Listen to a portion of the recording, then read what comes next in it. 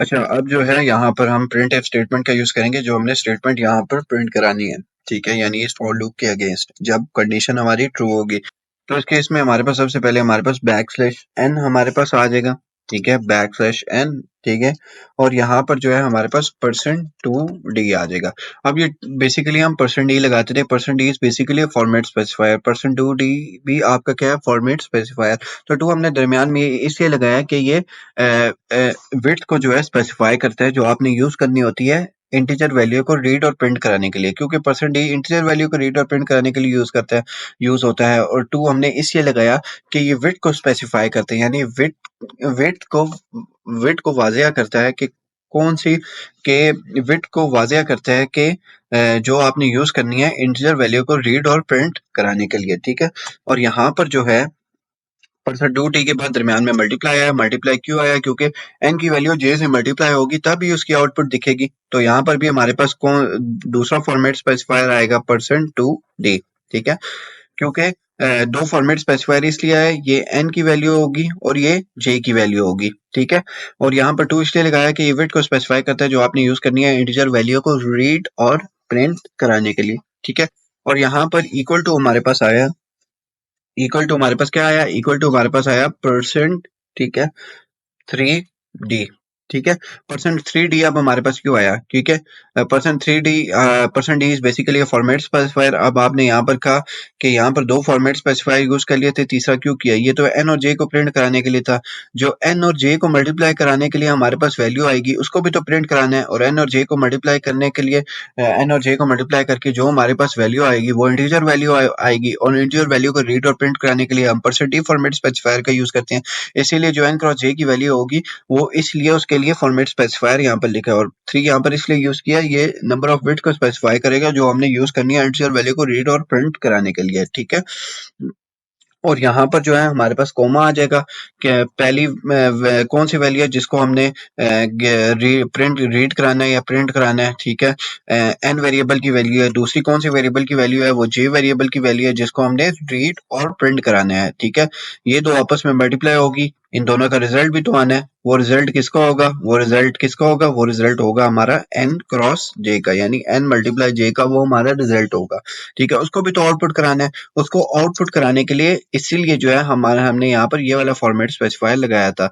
ये n की value को प्रिंट कराएगा, ये j की वैल्यू को प्रिंट कराएगा, और ये n क्रॉस j को प्रिंट कराएगा, यानी जो n और j आपस में मल्टीप्लाई होंगे उसको प्रिंट कराएगा। ठीक है, और यहाँ पर जो है अब हमारे पास हमारी ब्रैकेट बंद हो जाएगी और यहाँ पर गेट ch आ जाएगा, और यहाँ पर हमारे पास क्या आ जाएगा, ब्रैकेट बंद। ठीक है, अब हमारे पास यहाँ पर हमारे प्रोग्राम की आउटपुट आ जाएगी। ठीक है, आउटपुट अब हमारे पास हमारी क्या होगी?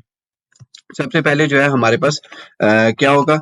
सबसे पहले यहाँ पर अब हमारे पास j की वैल्यू क्या है? सबसे पहले हमारे पास एक स्ट्रिंग टेक्स्ट आएगा। ठीक है, लेट सपोज यूजर से पूछेगा कि इंटर, ये वाला जो टेक्स्ट हमने ऊपर लिखा था ये वाला हमारे पास आएगा। ठीक है, इंटर ए नंबर। ठीक है, हुज टेबल इज रिक्वायर्ड, ये हमारे पास एक टेक्स्ट आ गया। ठीक है, लेट सपोज यूजर ने नंबर एंटर किया 7। ठीक है, यहाँ पर यूजर ने 7 नंबर एंटर किया। अब 7 के अगेंस्ट क्या होगा, हमारा लूप चलेगा, क्योंकि हमने हमारे पास यहाँ पर प्रोग्राम हमारा ऐसा है कि यूजर जो भी नंबर एंटर करे उसके अगेंस्ट हमारा टेबल प्रिंट हो जाएगा। तो सबसे पहले जो है हमारे पास इस कंडीशन में आएगा। अब जे की वैल्यू क्या है? ठीक है, जे की वैल्यू जो है हमारे पास क्या है, 1 है। क्या है? जे की value 1। This is basically your N value. ठीक है, ये एन की वैल्यू को स्कैनफ फंक्शन यहाँ पर गेट कर रहा है। यूजर ने वैल्यू 7 एंटर की, स्कैनफ फंक्शन ने क्या किया, वैल्यू को गेट किया, अपने पास स्टोर कर लिया, आगे जो लूप लगे उससे कंपेयर करेगा। ठीक है, यानी लूप से आगे जाके कंपेयर करेगा, यानी लूप में जाके वैल्यू यूज होगी और उसके अगेंस्ट जो है कंडीशन प्रिंट होगी। तो स्कैनफ फंक्शन ने वैल्यू को गेट किया, यूजर ने 7 एंटर किया, और यहाँ पर क्या थी, जे की वैल्यू 1 थी।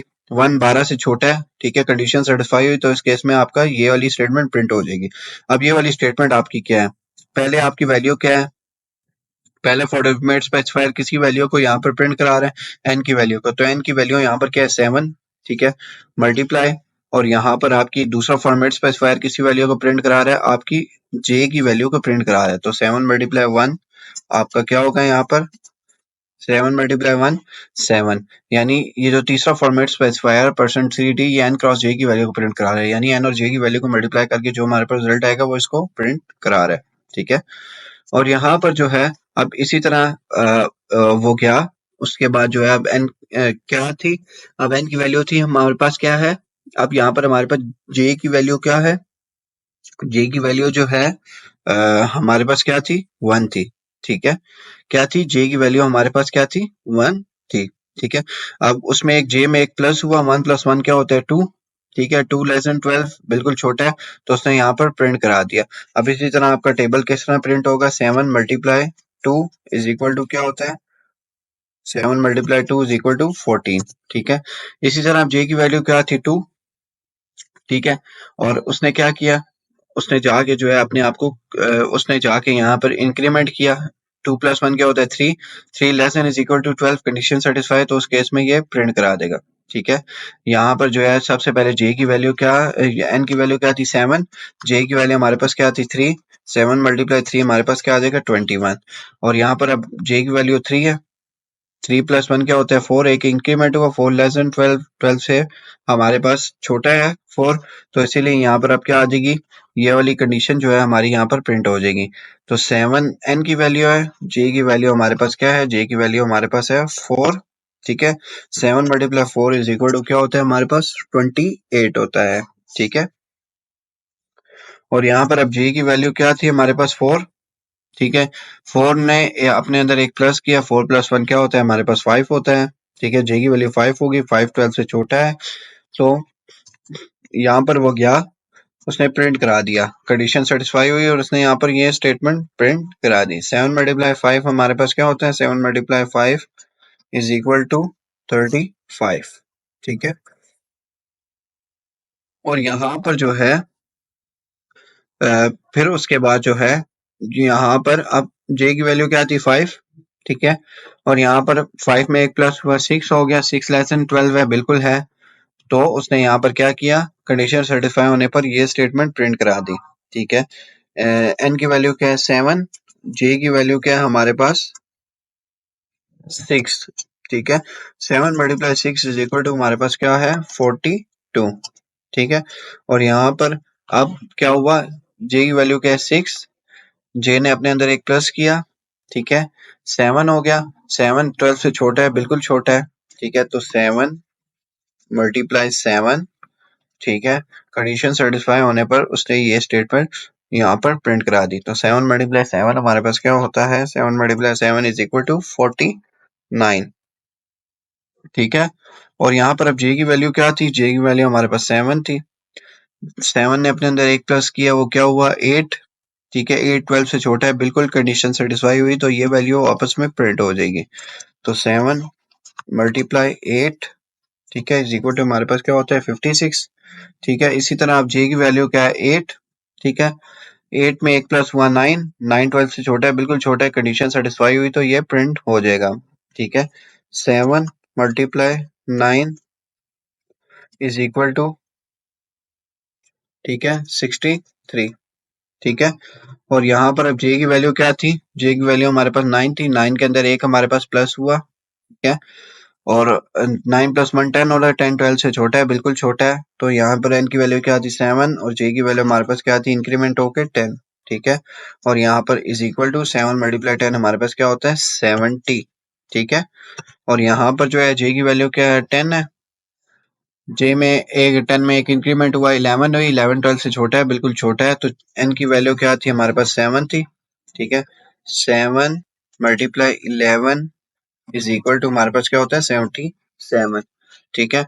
और j की वैल्यू हमारे पास क्या थी, 11, 11 में एक इंक्रीमेंट हुआ, 12 हुआ, 12 less than is equal to 12 बिल्कुल है, तो कंडीशन सेटिस्फाई होने पर ये कंडीशन प्रिंट हो गई, ठीक है। तो n की वैल्यू हमारे पास क्या थी, 7 मल्टीप्लाई 12 इज इक्वल टू 84। अब j की वैल्यू क्या है हमारे पास, 12 है, ठीक है। 12 में एक इंक्रीमेंट हुआ, 13 हुआ, 13 less than is equal to 12, ना 13 12 से छोटा है, ना 13 12 के बराबर है, कंडीशन फॉल्स हुई, तो यहाँ पर लूप टर्मिनेट हो गया और आपको ये आपका प्रोग्राम प्रिंट होके आ गया, ठीक है। तो ये इतना सा प्रोग्राम था, ठीक है। मैं दोबारा आपको इसके बारे में समझा देता हूँ कि ये प्रोग्राम जो है किस तरह जो है हमने यहाँ पर सॉल्व किया। ठीक है, अब सबसे पहले सिनेरियो हमारा क्या बना। सबसे पहले हमने वेरिएबल डिक्लेयर किया एन जे के नाम से। यहाँ पर एक स्ट्रिंग टेक्स्ट लिखा, inter number host table is required.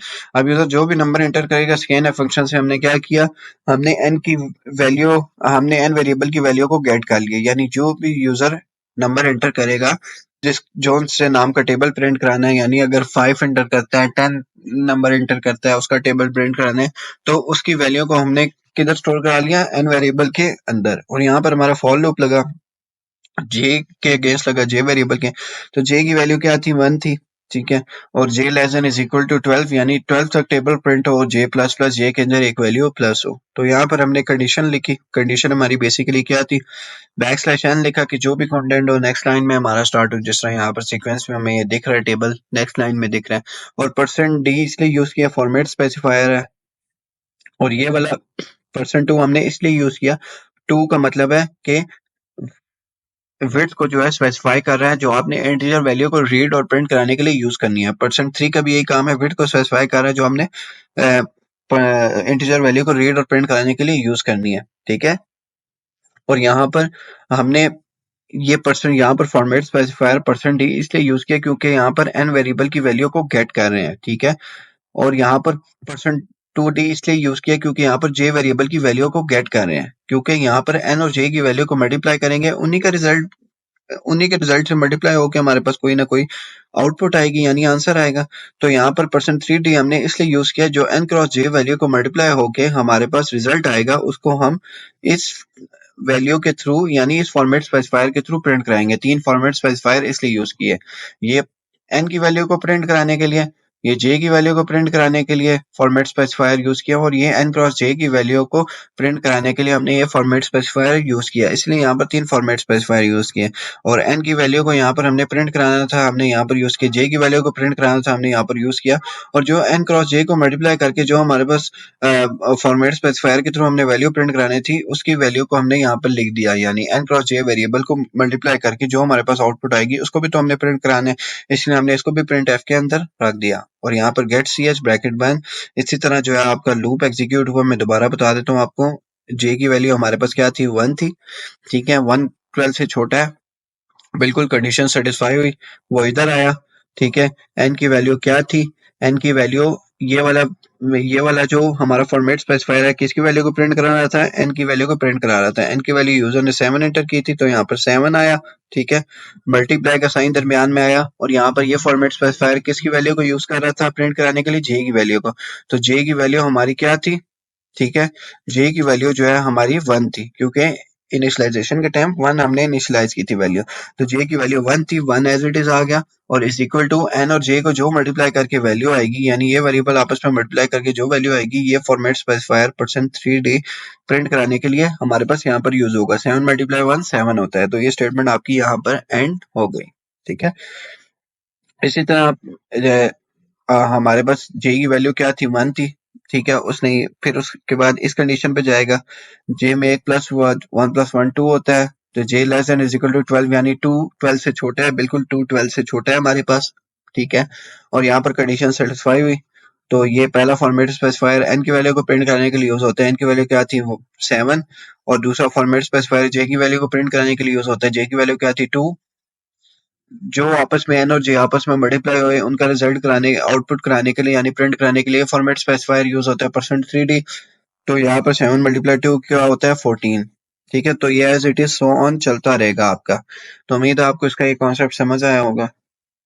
तो इससे पहले अगर आपने चैनल सब्सक्राइब नहीं किया, चैनल सब्सक्राइब कर लें और बेल आइकन पर क्लिक कर लें।